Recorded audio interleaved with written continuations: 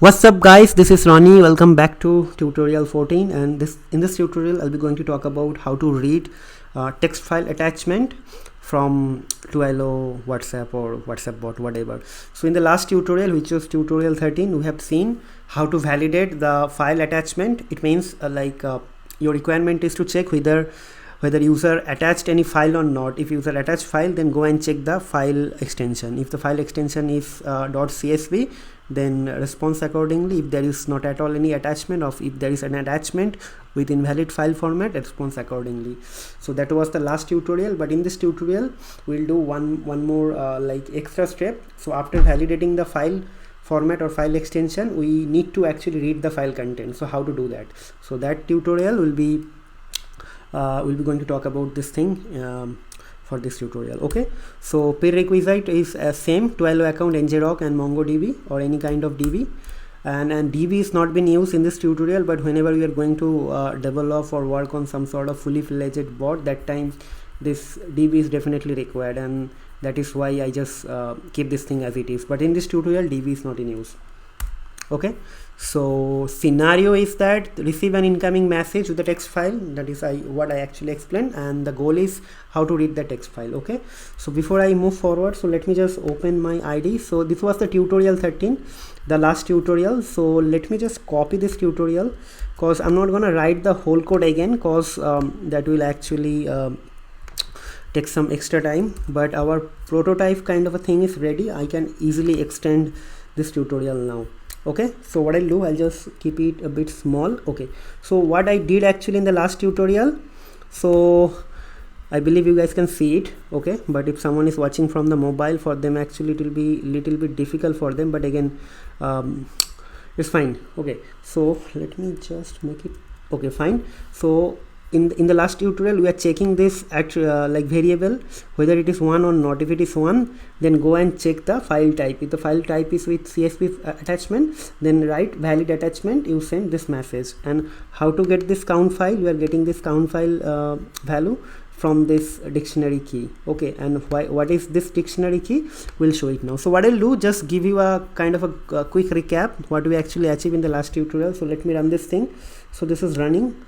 So what I'll do now, I'll just try to run the bot again. Maybe that's a good idea. So first, just normal message without any attachment. See, hi. So it is going to return you have not attached anything from this. Why this is coming? Because the count of file is not 1. Why count of file is not 1?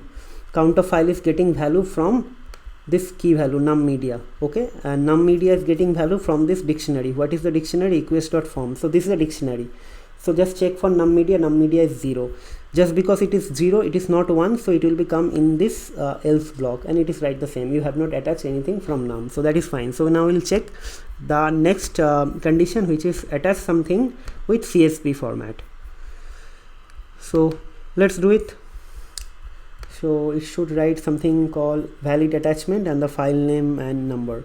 See, by valid attachment this and this, and why this is coming? So it will go and check this is 1 or not. If it is this is 1, this will go and check the CSV. And how this is getting this CSV? This is coming from file type, and file type value is coming from media content type 0. See, media content type 0. This, then it is split with this slash means this, and 1 means this 0. 1 means CSV, 0 means txt, 1 means 0. Because if you split some string, it will become list. So after we split this thing, it will have 2 elements, text and 2. This is 0th element, this is first element. So I'm just getting the first element. So after that, I'm just writing the same thing. Now what I'll do, I'll check the other condition, like the file is there, but which is not within the allowed extension, or which is not CSV. So how it is going to happen? So it is going to write the same thing, but in place of valid attachment, it is going to write invalid attachment. Okay, that's it.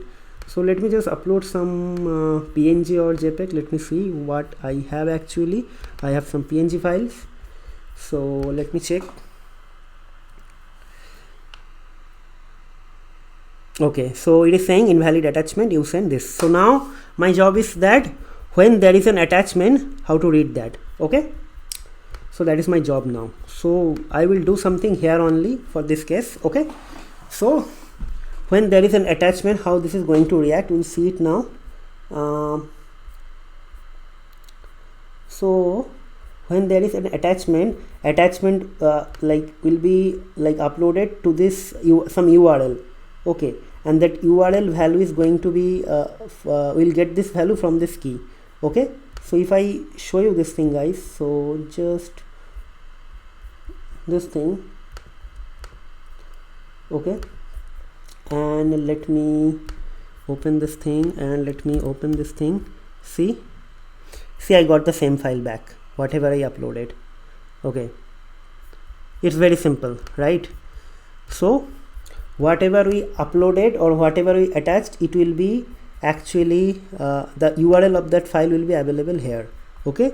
So I need to actually get some extra thing, okay. So what is that thing? So if the file format is CSV, then URL underscore file is going to be, we'll be going to write the same thing, but I'll be going to change this value, okay. So what will be the value? The value will be media URL 0, right? This, right? So you send message from num and you attach the file. This file is available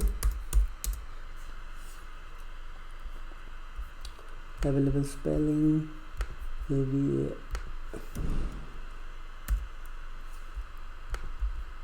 available in, then this, and then this should be URL underscore file,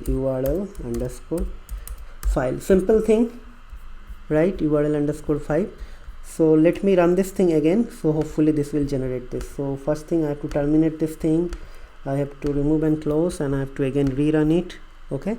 So it is running now. I will go and check whether it is able to like update the file URL or not in the message body, okay. So let me just update the CSV file, okay. This, so I got this thing, so let me click this thing. See, I got the file. So this is normal. So we are whatever is expected, we got the answer. So now the next thing is that I want to read the file. So first let me open this thing. So let me check the content. So how many rows are there? Let me check.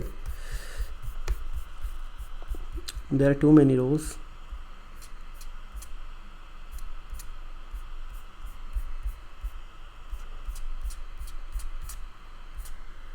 I think something around 18,208, okay, 18208, okay. So just remember this thing. So now the thing is that our job is to read the file, okay. For reading a file, I'll be not going to talk about the reading of the file in this tutorial. So rather we'll be going to talk something how to read from the URL in the next tutorial, but I'll just give you guys kind of a heads up how to do that.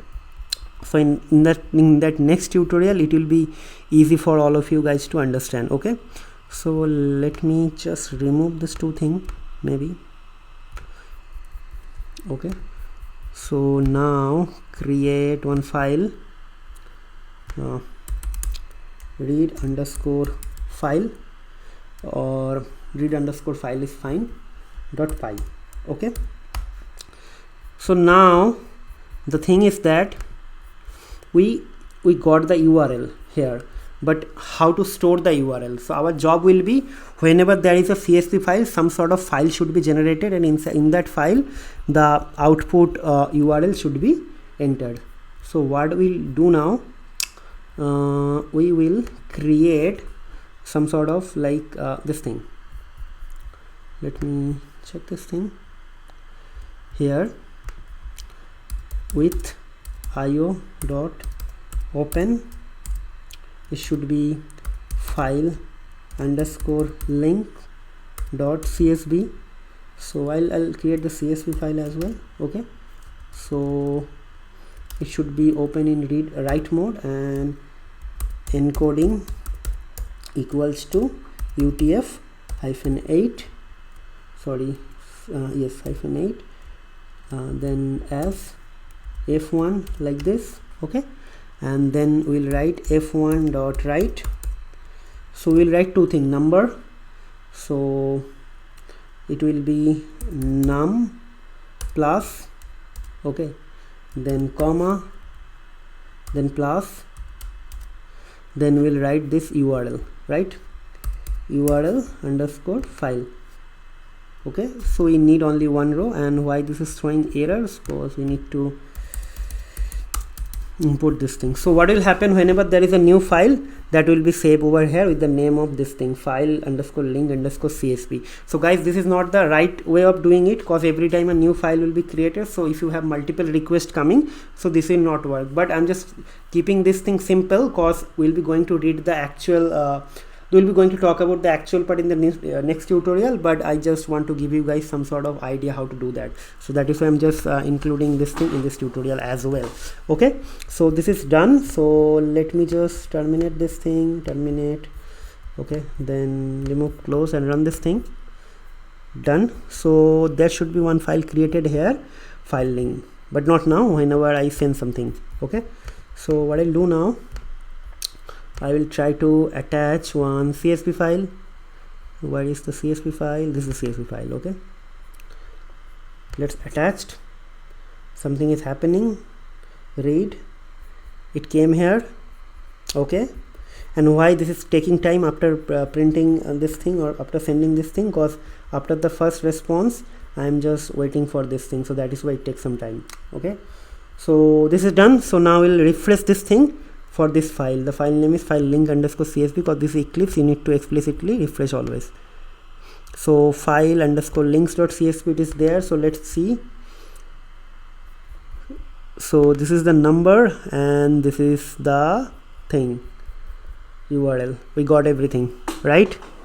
Fine. Okay, so maybe next thing is that in the next tutorial I'll be going to talk about, guys, how to actually read from this CSV file. Sorry, something how to read this CSV file and get the actual content of the file. For example, you have your phone number and you have the URL. So how to read this URL, how to get the file content.